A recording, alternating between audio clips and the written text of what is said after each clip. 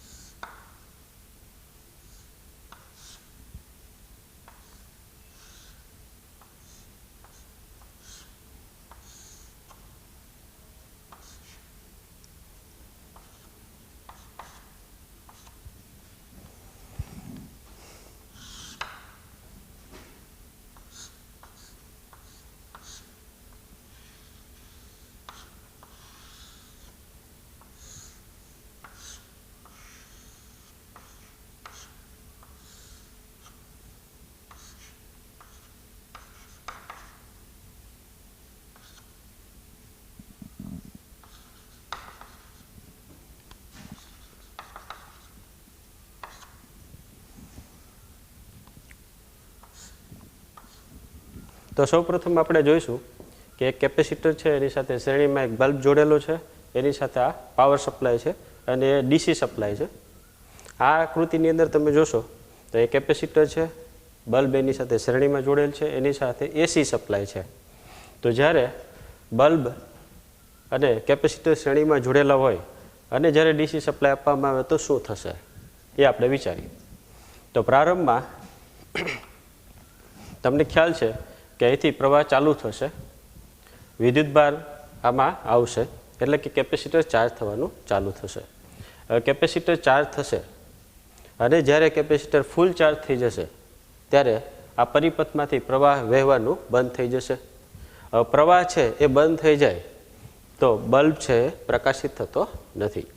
તો જ્યારે DC supply આપવામાં આવે ત્યારે કેપેસિટર ફૂલ ચાર્જ થાય છે અને બલ્બ પ્રકાશિત થતો નથી, કારણ કે પરિપથમાંથી પ્રવાહ વહેતો નથી. આપણે આ એક કારણ કહી શકીએ અને સમીકરણ પરથી પણ આપણે બતાવી શકીએ કે બલ્બ પ્રકાશિત થતો નથી. તો આ જે છે આના એક્રોસમાં આપણે વીસી લઈ લઈએ સપ્લાય કેપેસિટરના એક્રોસમાં, અને આ છે વીએસ છે. તો જ્યારે વીએસ ઇક્વલ ટુ વીસી થશે ત્યારે કેપેસિટર ફૂલ ચાર્જ થઈ જશે અને પ્રવાહ શૂન્ય થઈ જશે, એટલે કે બલ્બ પ્રકાશિત થતો નથી. તો પ્રારંભમાં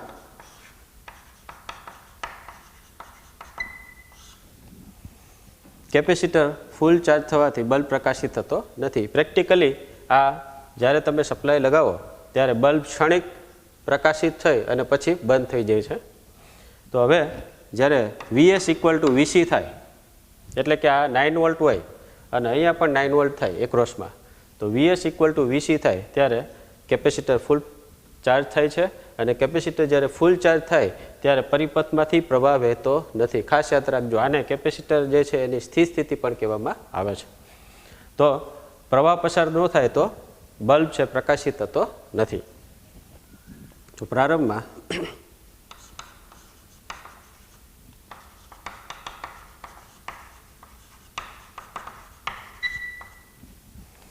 અને આના પરથી પણ કહી શકીએ, આપણે ખબર છે I equal to V upon XC. તો આમ લખી શકાય વી અપોન ઓમેગા સી 1/ωc. આ કેપેસિટરનું કેપેસિટિવ રિએક્ટન્સ છે, તો વી ઓમેગા સી. અને આ જે છે એને તમે આમ પણ લખી શકો વી ઓમેગા સી, એની જગ્યાએ 2π વી સી. ઓમેગાની જગ્યાએ આપણે 2πVc, જ્યાં V છે આવૃત્તિ છે, અહીંયા ઓમેગા છે કોણીય આવૃત્તિ હતી. તો આ જે છે એને આપણે દર્શાવી દીધું. તો આ છે I છે આપણો આઈનું સમીકરણ. તો ચેક કરો જી, તમને ખ્યાલ છે કે ડીસી સોર્સ માટે આવૃત્તિ કેવી હોય? શૂન્ય હોય છે.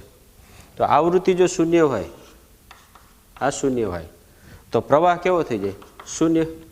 અને જો પ્રવાહ શૂન્ય થાય તો લેમ્પ ચાલુ થતો નથી અથવા બલ્બ પ્રકાશિત થતો નથી.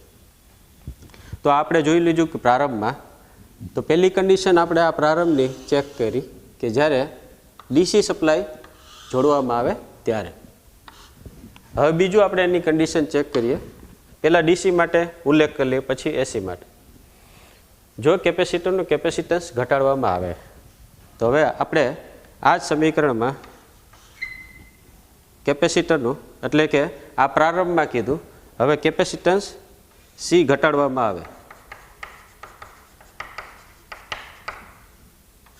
તો શું ફરક પડે?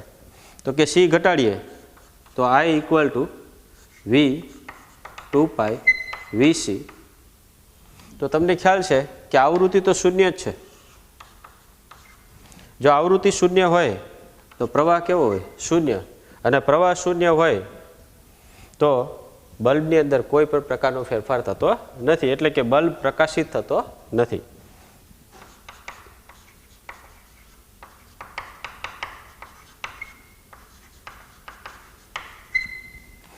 તો આ બે કન્ડિશનની અંદર જ્યારે ડીસી સપ્લાય લગાવવામાં આવે ત્યારે પ્રારંભમાં પણ બલ્બ પ્રકાશિત થતો નથી અને સી ઘટાડવામાં આવે, એટલે કે કેપેસિટન્સનું મૂલ્ય ઘટાડવામાં આવે. સી ઘટાડી દઈએ પણ આવૃત્તિ કેવી છે? શૂન્ય છે. એટલે પ્રવાહ કેવો થાય? શૂન્ય. એટલે બલ્બ પ્રકાશિત થતો નથી. હવે આમાં અવલોકન કરીએ આપણે કે કેપેસિટરને બલ્બ સાથે શ્રેણીમાં જોડી દે, એની સાથે એસી સપ્લાય જોડવામાં આવે. હવે એસી તમને ખબર છે અલ્ટરનેટિંગ કરંટ, બંને દિશાનો પ્રવાહ હોય છે. આની અંદર કેપેસિટર, તમને એ પણ ખ્યાલ છે કે કેપેસિટર ચાર્જ અને ડિસ્ચાર્જ થાય છે. એટલે બલ્બ છે પ્રારંભમાં પ્રકાશિત થાય છે. હવે બલ્બ છે પ્રારંભમાં પ્રકાશિત થાય છે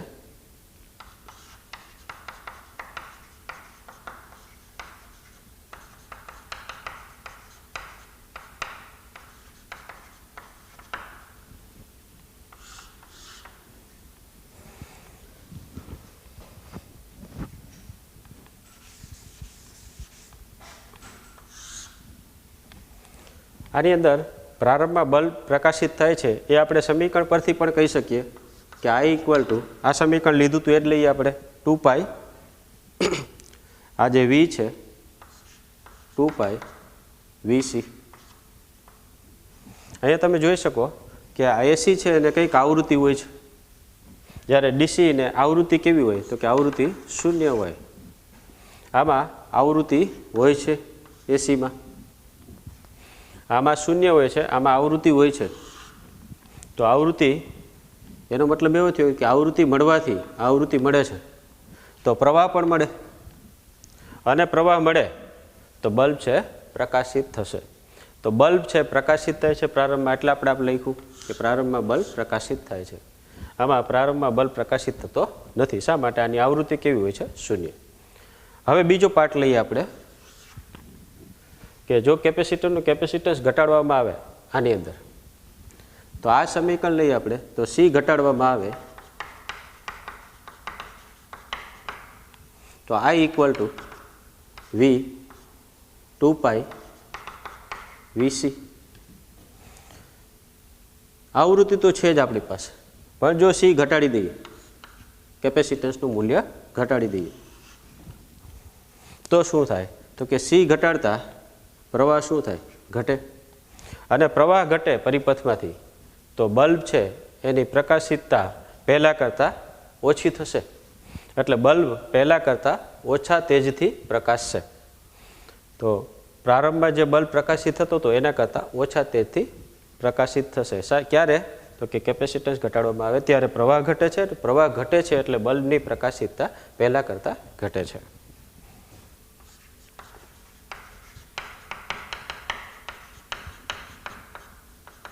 એટલે કે બલ્બની પ્રકાશિતતા પહેલાં કરતાં ઘટે છે એમ લખો, અથવા તો બલ્બ ઓછા તેજથી પ્રકાશિત થાય છે.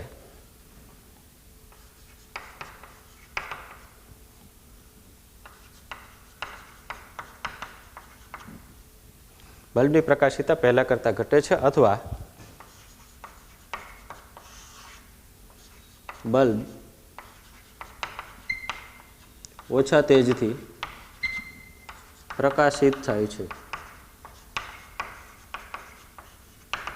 તો એમસીક્યુ પૂછાય તો તમને ખ્યાલ હોવો જરૂરી છે. તો આ જે છે એ બંને પાર્ટ જોઈ લીધા. આમાં આપણે કેપેસિટર સાથે બલ્બ શ્રેણીમાં લગાવ્યો, એની સાથે ડીસી સોર્સ લગાવ્યો, ડીસી સપ્લાય. આની સાથે આપણે એસી સપ્લાય લગાવ્યો. પ્રારંભમાં આ બેની કન્ડિશન જોઈ. પ્રારંભમાં આ બલ્બ પ્રકાશિત થતો નથી. આમાં પ્રારંભમાં બલ્બ પ્રકાશિત થાય છે. આમાં આવૃત્તિ શૂન્ય હોય છે, આમાં આવૃત્તિ હોય છે, એને કારણે બલ્બ પ્રકાશિત થાય છે. એ કેપેસિટન્સનું મૂલ્ય પણ ઘટાડવામાં આવે, કેપેસિટન્સ આપણે ઘટાડી દીધું તો પણ આવૃત્તિ શૂન્ય હોવાથી બલ્બ પ્રકાશિત થતો નથી, એટલે પહેલાં જેવી જ કન્ડિશન મળે છે. જ્યારે આની અંદર જે પહેલાં પ્રારંભમાં જે બલ્બ પ્રકાશિત હતો તો એના કરતાં ઓછા તેજથી પ્રકાશિત થાય છે. શા માટે? તો કે કેપેસિટન્સનું મૂલ્ય ઘટાડવામાં આવે તો પ્રવાહ ઘટે છે. તો આ છે એ એક્ઝામ્પલ આપણે જોઈ લીધો 7.3. તો ઉદાહરણ 7.3 આ પ્રમાણે છે. હવે આપણે જોઈશું ઉદાહરણ 7.5.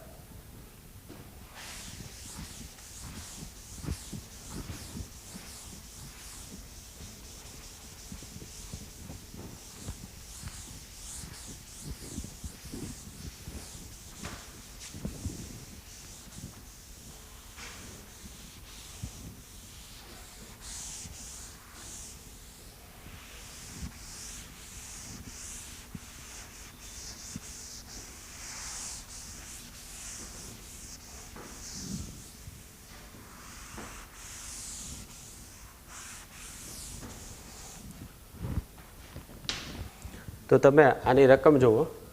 આકૃતિમાં દર્શાવ્યા પ્રમાણે એક પ્રકાશિત બલ્બ અને એક ઓપન કોઇલ ઇન્ડક્ટરને એસી સ્ત્રોત સાથે કડ દ્વારા જોડેલ છે. તો તમે આમાં જોઈ શકો આ બલ્બ છે, તેની સાથે આ ઇન્ડક્ટર કોઇલ શ્રેણીમાં જોડેલી છે અને એની સાથે એસી સોર્સ છે અને આ કડ છે એટલે કે સ્વિચ છે. તો આકૃતિ પરમાં શું દર્શાવેલું છે? આ રકમમાં દર્શાવેલું છે. હવે અહીંયા પ્રશ્ન પૂછે છે કે કળ બંધ કર્યા પછી થોડા સમય બાદ ઇન્ડક્ટરના અંદરના વિસ્તારમાં લોખંડનો સળિયો દાખલ કરવામાં આવતા બલ્બની પ્રકાશિતતામાં શું ફેરફાર થશે? એટલે કે બલ્બની પ્રકાશિતતા ઘટશે, વધશે કે અચળ રહેશે? એટલે કે કોઈ ફેરફાર થતો નથી. એ આપણે પ્રશ્નનો જવાબ આપવાનો છે. તો આપણે શરૂઆત કરીએ આની અંદર પણ કે જ્યારે આપણે કળ બંધ કરીએ પ્રારંભમાં તો અહીંયા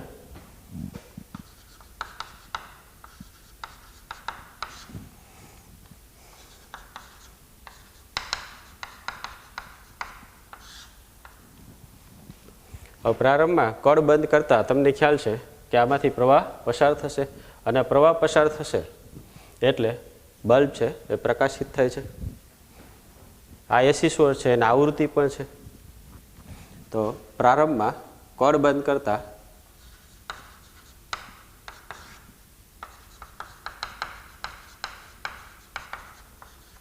પ્રકાશિત થાય છે. આ આપણે જોયું. આમ પણ ખ્યાલ આવી જાય સમીકરણ પરથી કે આ ઇક્વલ ટુ વી અપોન, ત્યાં આપણે એક્સી કહેતા હતા, અહીંયા આપણે એક્સએલ કહીએ. તો આ ઇન્ડક્ટરનો ઇન્ડક્ટિવ રિએક્ટન્સ છે. તો આ નામ લખાય V upon omega L equal to V upon 2 pi V L. V છે આવૃત્તિ દર્શાવે છે, એલ છે ઇન્ડક્ટન્સ છે અથવા આત્મપ્રેરકત્વ કયો. તો કળ બંધ કર્યા પછી સ્થિતિ આપણે જોવા મળી કે બલ્બ છે પ્રકાશિત થાય છે. હવે આની અંદર કળ બંધ કર્યા પછી થોડા સમય બાદ શું થાય એ સ્થિતિ આપણે જોશું. એ પહેલાં કે કળ બંધ કરીએ એટલે કે સ્વિચને આપણે આ બંધ કરી દઈએ, આ અહીંયા લગાવી દઈએ, ઓન કરી દઈએ તો પ્રવાહ પસાર થશે અને પ્રવાહ પસાર થશે એટલે લેમ્પ અથવા તો બલ્બ ચાલુ થશે. તો કળ બંધ કરતાં બલ્બ પ્રકાશિત થાય છે. સમીકરણ પરથી પણ આપણે વિચારીએ. તમને ખ્યાલ છે આ એસી છે અને એસીને આવૃત્તિ કંઈક હોય છે અને આવૃત્તિ હોવાથી પ્રવાહ છે એ મળશે અને પ્રવાહ મળે, પરિપથમાંથી પ્રવાહ પસાર થાય અને પરિપથમાંથી પ્રવાહ પસાર થવાને કારણે બલ્બ છે પ્રકાશિત થાય. તમે આ સમીકરણ પરથી પણ કહી શકો. હવે આપણે વિચારીએ બીજો પાર્ટ આનો એક્ઝામ્પલનો, કે થોડા સમય બાદ આ જે કળ બંધ કરીએ થોડા સમય બાદ ઇન્ડક્ટરના અંદરના વિસ્તારમાં લોખંડનો સળિયો દાખલ કરવામાં આવતા બલ્બની પ્રકાશિતતામાં કેવા ફેરફાર થાય. એટલે પહેલાં જે બલ્બ પ્રકાશિત થતો હતો એમાં શું ફેરફાર થશે? ક્યારે? તો કે એક લોખંડનો સળિયો આપણે અહીંયા લઈએ,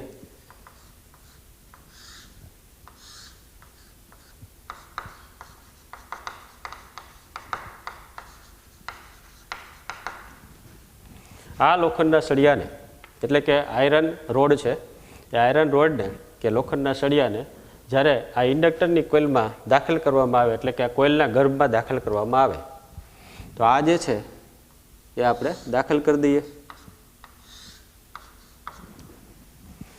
તો આ જે છે લોખંડનો સળિયો આપણે ઇન્ડક્ટિવ કોઇલમાં દાખલ કરીએ તો શું ફેરફાર થાય? આ બલ્બની પ્રકાશિતતામાં કેવા ફેરફાર થાય એ આપણે ચેક કરીએ. તો એની અંદર શું થશે કે આ કળ બંધ કરી દીધી આપણે, લેમ્પ ચાલુ જ છે, પણ આ લોખંડનો સળિયો જ્યારે આમાં દાખલ કરીએ ત્યારે તમને ખ્યાલ છે પ્રવાહને કારણે આની અંદર કોઇલની અંદર ચુંબકીય ક્ષેત્ર ઉદ્ભવે છે અને ચુંબકી ફ્લક્સમાં ફેરફાર થાય છે. હવે ચુંબકી ક્ષેત્ર ઉદ્ભવે છે આ ઇન્ડક્ટર કોઇલમાં, જેને કારણે આ સળિયામાં રહેલા અણુકીય ડાયપોલ હોય છે, એ ડાયપોલ એ ચુંબકી ક્ષેત્રને કારણે એ ચુંબકી ક્ષેત્રની દિશામાં ગોઠવવાનો પ્રયત્ન કરે છે. લોખંડના સળિયામાં રહેલી અણુકીય ડાયપોલ છે એ ઇન્ડક્ટર કોઇલના ચુંબકી ક્ષેત્રને કારણે ચુંબકી ક્ષેત્રની દિશામાં ગોઠવવાનો પ્રયત્ન કરે તો શું થાય? તો કે એને આપણે મેગ્નેટાઇઝેશન કહીએ છીએ. તો ઇન્ડક્ટર જે કોઇલ છે એના ચુંબકી ક્ષેત્રને કારણે આ લોખંડના સળિયામાં મેગ્નેટાઇઝેશન થાય છે અને એને કારણે આ કોઇલ છે એનું ઇન્ડક્ટન્સ એટલે કે આત્મપ્રેરકત્વ વધે છે. તો ઇન્ડક્ટરનું ઇન્ડક્ટન્સ વધે તો શું થાય એ આપણે સમીકરણ પરથી જોઈએ.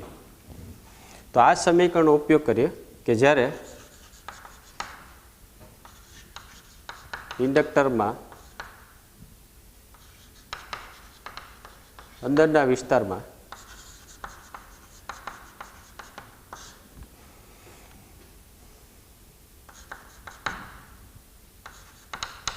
લોખંડનો સળિયો દાખલ કરતા I = તમે ગમે ત્યારે ચેક કરો એક્ઝામમાં તો ખાસ પ્રવાહને ધ્યાનમાં રાખીને આ બલ્બની પ્રકાશિતતા ઘટશે કે વધશે એ તમે કહી શકો છો. તો I = લાસ્ટ સમીકરણ આપણે આ લઈ લઈએ 2π VL. હમણાં જ મેં કીધું કે આ સળિયાને લોખંડના સળિયાને જ્યારે ઇન્ડક્ટરમાં દાખલ કરવામાં આવે ત્યારે આ ઇન્ડક્ટર કોઇલનું ઇન્ડક્ટન્સ વધે છે, એટલે કે આત્મપ્રેરકત્વ વધે છે. આત્મપ્રેરકત્વ એટલે L. તો આ આવૃત્તિ તો આપણે જે હતી એ લખેલી છે આવૃત્તિ. શરૂઆતમાં આપણે જે કીધું કે આવૃત્તિ હોવાને કારણે પ્રવાહ મળે છે. અહીંયા આવૃત્તિ તો છે જ, સાથે સાથે ઇન્ડક્ટન્સ વધે છે. હવે ઇન્ડક્ટન્સ વધે, L વધે, કોઇલનું ઇન્ડક્ટન્સ એટલે કે આત્મપ્રેરકત્વ વધે તો પ્રવાહ શું થાય? ઘટે. અને પ્રવાહ ઘટે તો બલ્બ છે એ પહેલાં જે પ્રકાશિત થતો હતો એના કરતાં ઓછા તેજથી પ્રકાશિત થશે.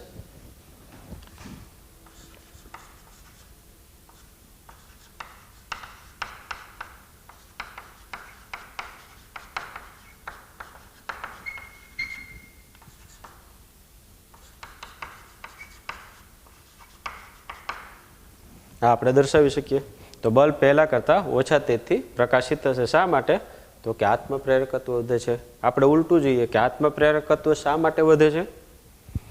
તો કે પ્રવાહને કારણે આ કોઇલ છે ઇન્ડક્ટર કોઇલ એની અંદર ચુંબકી ક્ષેત્ર ઉદ્ભવે છે. આ ચુંબકી ક્ષેત્રને કારણે આ લોખંડના સળિયાની અણુકી ડાયપોલ મોમેન્ટ ચુંબકી ક્ષેત્રને સમાંતર ગોઠવાય છે. એને કારણે આપણે એમ કહી શકાય કે લોખંડના સળિયાનું મેગ્નેટાઇઝેશન થાય છે અને આ મેગ્નેટાઇઝેશનને કારણે આત્મપ્રેરકત્વ વધે છે. એટલે પ્રવાહ ઘટે છે અને બલ્બ છે એ જેટલા પ્રકાશિત થતો હતો પહેલાં પ્રારંભમાં એના કરતાં ઓછા તેજથી પ્રકાશિત થશે. તો આ પ્રશ્નનો જવાબ છે. હવે આપણે એના પછીનું એક ઉદાહરણ જોઈએ 7.11.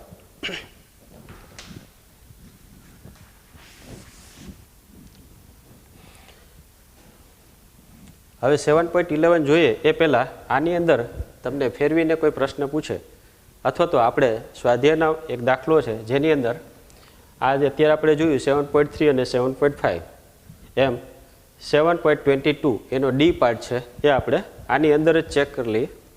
તો એમાં શું કીધેલું છે તો કે એની અંદર અત્યારે આપણે આ એસી સોર્સ જોડેલો છે, આ કડ છે,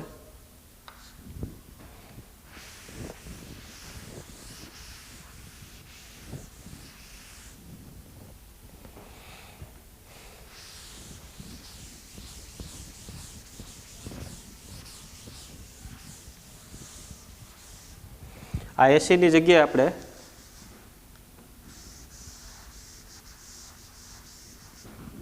હવે આ ઉદાહરણ સિવાયનું કોઈ એક્ઝામ્પલ છે એટલે એ 7.22 સ્વાધ્યાયનો દાખલો એનો ડી પાર્ટ કે આ બલ્બ છે એની સાથે ઇન્ડક્ટર કોઇલ શ્રેણીમાં જોડેલ છે.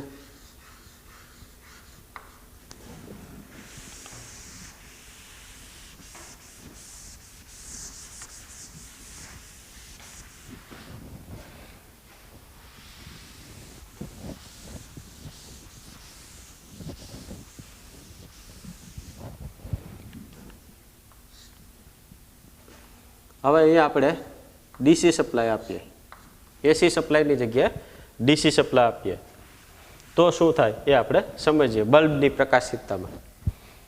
તો આ જે છે સ્વાધ્યાયનો દાખલો 7.22 એનો ડી પાર્ટ કે જ્યારે બલ્બ છે એની સાથે ઇન્ડક્ટર કોઇલ જોડવામાં આવે શ્રેણીમાં, પહેલાં એસી સોર્સ જોડીએ તો એ તો આપણે ઓલરેડી આ ઉદાહરણમાં જોઈ લીધું. હવે ડીસી સપ્લાય જોડવામાં આવે તો આ છે ડીસી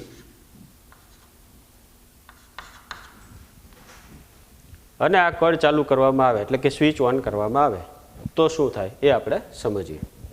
હવે તમને ખ્યાલ છે આ છે ડીસી સપ્લાય છે એટલે એની આવૃત્તિ કેવી હોય? શૂન્ય હોય.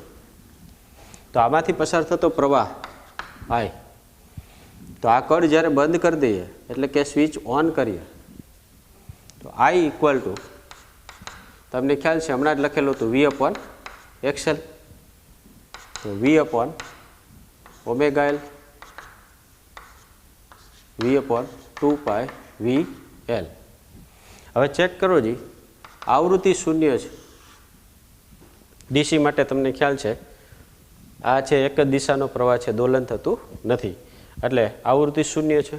અને આવૃત્તિ શૂન્ય હોય, છેદમાં શૂન્ય હોય તો પ્રવાહ કેવો થઈ જાય? ઇન્ફિનિટિવ. ઇન્ફિનિટિવનો મતલબ શું થયો? તો કે મહત્તમ. તો પ્રવાહ છે કેવો હોય? મહત્તમ. તો પરિપથમાંથી પ્રવાહ વહેતો પરિપથમાંથી જે પ્રવાહ વહે છે મહત્તમ હોય તો બલ્બ છે ફૂલ પ્રકાશિત થશે. તો પરિપથમાંથી વહેતો પ્રવાહ મહત્તમ થાય. શા માટે? આવૃત્તિ કેવી છે ડીસી માટે? શૂન્ય છે એટલે આ શૂન્ય હોય તો પ્રવાહ મહત્તમ. મહત્તમનો મતલબ છે આપણે અહીંયા ઇન્ફિનિટિવ દર્શાવે છે અને ખાસ સમજો મહત્તમ કહી શકાય. એટલે બલ્બ છે ફૂલ પ્રકાશિત થશે. તો આમાં બલ્બ ફૂલ પ્રકાશિત થાય છે. હવે માનો કે આની અંદર આ કોઈ એવો એક્સ્ટ્રા પ્રશ્ન તમને પૂછે કે જેવી રીતે આપણે ઉદાહરણમાં જોયું તો એક લોખંડનો સળિયો આમાં દાખલ કરતા હતા ઇન્ડક્ટર કોઇલમાં, તો આમાં પણ એવું કરી જોઈએ આપણે કે આ એક લોખંડનો સળિયો છે એને આપણે ઇન્ડક્ટર કોઇલમાં દાખલ કરીએ તો શું ફેરફાર થાય આની પ્રકાશિતતામાં? તો કે અહીંયા આનું જે મેગ્નેટાઇઝેશન થાય, માનો કે એની અંદર આપણે આખું આ સમીકરણ લઈ લઈએ તો પણ આવૃત્તિ કેવું છે? શૂન્ય છે. અને આવૃત્તિ શૂન્ય હોય તો પ્રવાહ કેવો હશે? મહત્તમ જ હશે, કારણ કે ડીસી સપ્લાય છે, આવૃત્તિ તો શૂન્ય જ રહેવાની. એટલે આઈ કેવો થશે? મહત્તમ. એટલે બલ્બ છે ફૂલ પ્રકાશિત, જે પહેલાં હતો એટલો જ રહેશે, એટલે કોઈ ફેરફાર થશે નહીં. તો આ એક એક્સ્ટ્રા પ્રશ્ન તમને પૂછી શકે. આ રકમ છે આપણી ઉદાહરણ 7.11. દર્શાવો કે એટલે કે સાબિત કરો કે એલસી પરિપથમાં મુક્ત દોલનમાં કેપેસિટર અને ઇન્ડક્ટરમાં કોઈ પણ સમયે સંગ્રહિત ઉર્જાઓનો સરવાળો કેવો હોય? અચળ હોય છે.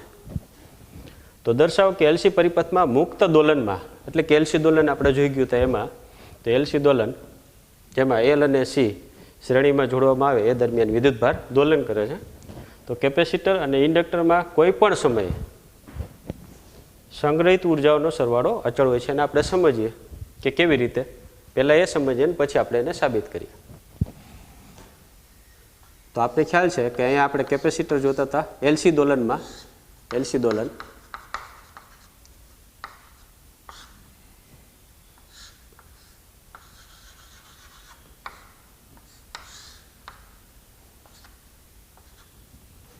આ કેપેસિટરના ઇન્ડક્ટર. આની અંદર શું થતું હતું તો કે તમને ખ્યાલ છે કે જ્યારે આપણે અહીંયા એક કળ લગાવતા હતા, સ્વિચ હતી, ત્યારે આ કેપેસિટર પ્રારંભમાં વિદ્યુતભારિત હતું અને પ્રારંભમાં વિદ્યુતભારિત હતું ત્યારે આની અંદર વિદ્યુત ક્ષેત્ર પ્રબળ હોય છે અને વિદ્યુતભાર પણ મહત્તમ હોય છે પ્રારંભમાં. તો અહીંયા વિદ્યુત સ્થિતિ ઉર્જા એને આપણે યુઈ તરીકે લખીએ તો યુઈ ઇક્વલ ટુ શું થાય તો કે Q²/2C. આનો વિદ્યુતભાર ક્યુ લઈ લીધો આપણે. તો વિદ્યુતભાર ક્યુ, સી છે કેપેસિટન્સ, તો આ વિદ્યુત સ્થિતિ ઉર્જા.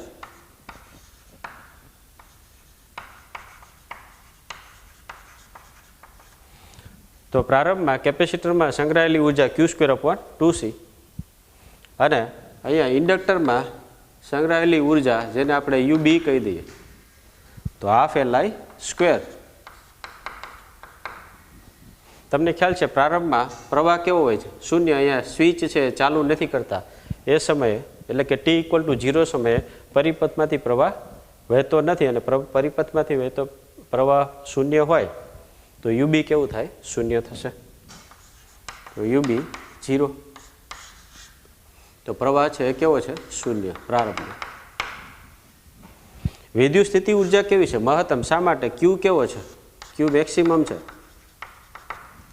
તો એનો મતલબ એવો થયો કે આખા પરિપથની કુલ ઉર્જાને આપણે U તરીકે લઈએ, એલસી પરિપથ. તો U ઇક્વલ ટુ શું થાય? UE plus UB. હવે ફોર એક્ઝામ્પલ આ પ્રારંભમાં t=0 સમયે આ સ્વિચ છે એટલે કે કળ છે ખુલ્લી છે, ઓપન છે, એ સમયે આની ઉર્જા આપણે 100 જૂલ લઈએ. કોઈ એક ઉદાહરણ લઈએ તો એ સમયે આ ઉર્જા કેટલી છે? શૂન્ય છે. તો આ 100 જૂલ પ્લસ 0 જૂલ, તો આ ટોટલ કેટલી થઈ? 100 જૂલ કુલ ઉર્જા. આ છે એલસી પરિપથમાં કુલ ઉર્જા.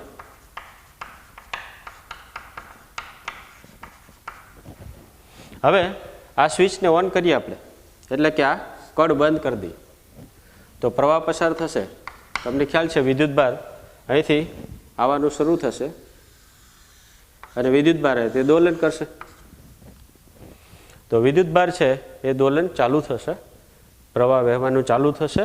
એનો મતલબ એવો થયો કે વિદ્યુતભાર અહીંથી આમ આગળ ગતિ કરે, પ્રવાહ વહે છે અને વિદ્યુતભાર આમાંથી ઓછો થશે. વિદ્યુતભાર ઓછો થાય તો વિદ્યુત સ્થિતિ ઉર્જા પણ ઓછી થશે.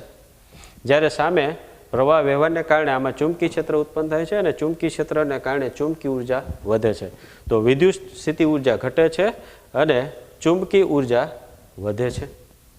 તો આ છે ચુંબકી ઉર્જા આપણી. ફોર એક્ઝામ્પલ શરૂઆતમાં આપણે કીધું એમ UB છે એ 0 હતી, UE છે 100 જૂલ હતી, એ આપણે આમાં મૂકી દીધું. થોડા સમય પછી માનો કે આ t=0 સમયે, હવે t=t સમયે કોઈ એક સમય આપણે લઈએ તો વિદ્યુત સ્થિતિ ઉર્જા 100 જૂલમાંથી ઘટીને ફોર એક્ઝામ્પલ આ છે 60 જૂલ થાય છે. તો અહીંયા ચુંબકી ઉર્જા વધશે. શા માટે? પ્રવાહ વહેવાનું ચાલુ થયું અને પ્રવાહ વહેવાનું ચાલુ થાય તો 0 જૂલમાંથી અહીંયા 100 જૂલમાંથી 60 જૂલ થયું તો અહીંયા 0 જૂલ, આ છે આપણે 0 જૂલ કહીએ તો 0 જૂલમાંથી ચુંબકી ક્ષેત્ર ઉર્જા વધવાનું ચાલુ થશે અને અહીંયા 60 જૂલ છે તો અહીંયા કેટલી થશે? 40 જૂલ. તો હવે t=t સમયે UE પ્લસ UB લઈએ આપણે તો UE કેટલું છે? 60 જૂલ. UB કેટલું થયું? 40 જૂલ. તો આ ટોટલ કેટલું થયું? 100 જૂલ. તો એનો મતલબ એવો થયો કે પ્રારંભમાં કેટલી હતી 100 જૂલ અને અંતિમ પણ કેટલી થઈ 100 જૂલ. હજી થોડા સમય પછી આપણે ચેક કરીએ તો ફોર એક્ઝામ્પલ આ 20 જૂલ થાય, તો અહીંયા સામે ચુંબકી ઉર્જા વધતી જાય છે એ 80 જૂલ થાય. તો 20 + 80 એટલે કેટલું થાય 100 જૂલ, જે કેવી હોય કોઈ પણ ક્ષણે અચળ હોય છે.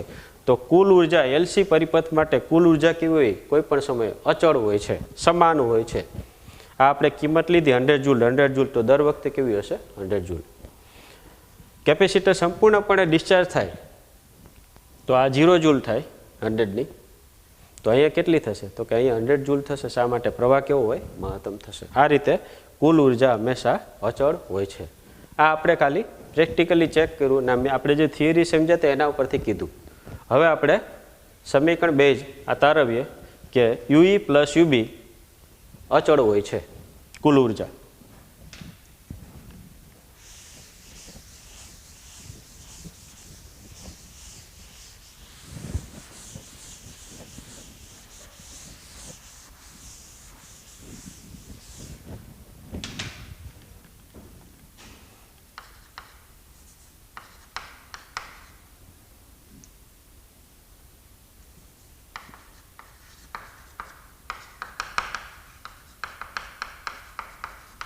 કોઈ પણ સમયે કુલ ઉર્જા E =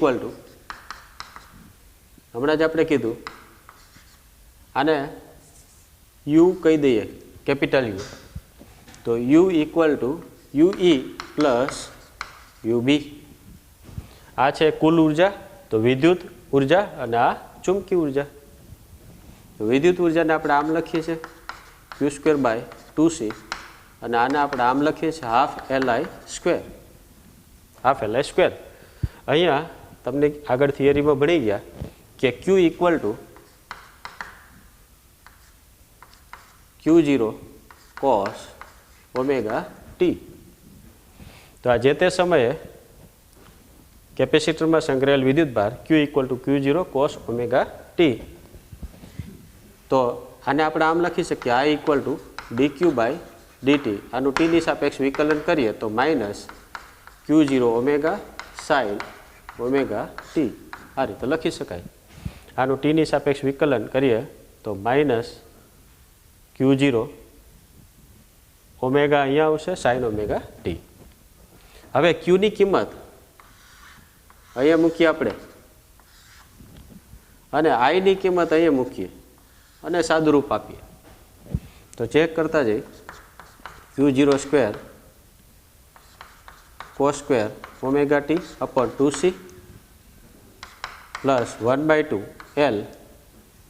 અહીંયા I નો સ્ક્વેર છે તો માઇનસ માઇનસ પ્લસ થઈ જશે, તો Q0² ω² sin² ωt.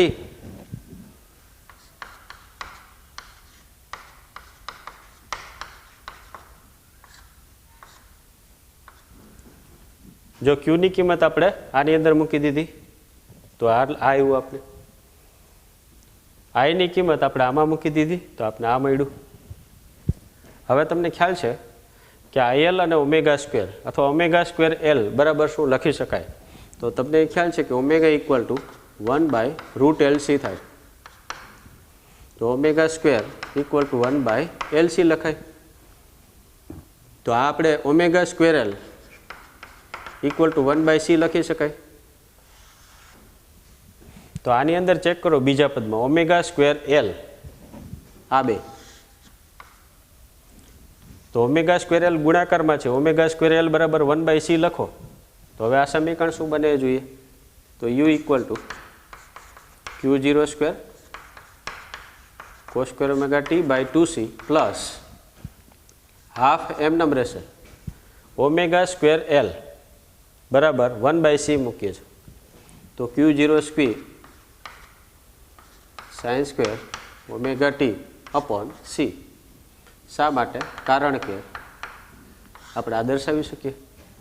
તો કારણ કે ω = 1/√LC, ω² = 1/LC, ω²L IL અહીંયા લઈ લીધો આપણે = 1/C અને ω²L આ બે ગુણાકારમાં છે એના બરાબર 1/C મૂકી દીધું.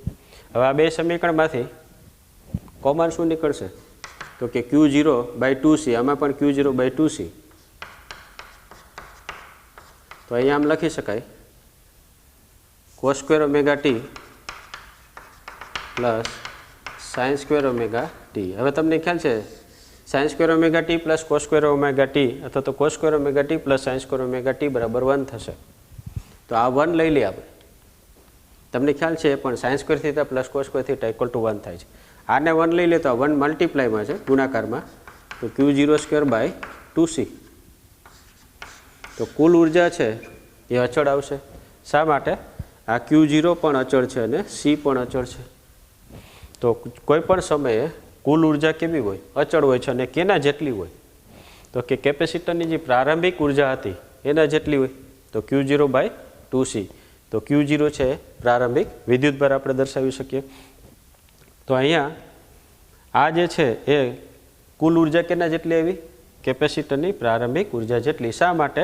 તો કે અહીંયા Q0 છે કેપેસિટરનો પ્રારંભિક વિદ્યુતભાર, જે મહત્તમ વિદ્યુતભાર દર્શાવે છે. તો આઈ હોપ કે તમને આ ઉદાહરણ પણ સમજાઈ ગયું હશે. તો અહીં સુધી આપણે રાખીએ. Thank you very much.